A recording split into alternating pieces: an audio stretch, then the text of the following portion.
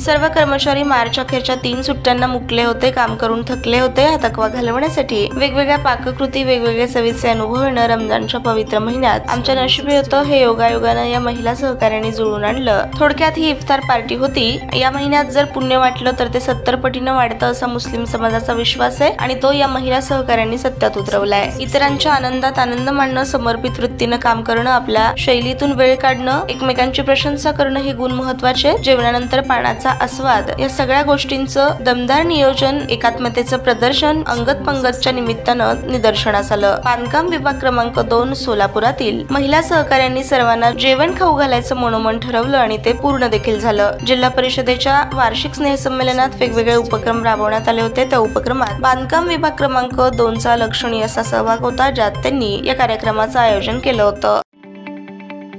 ताज्या बातम्या पाहण्यासाठी प्राईम महाराष्ट्र न्यूज चॅनलला सबस्क्राईब करा।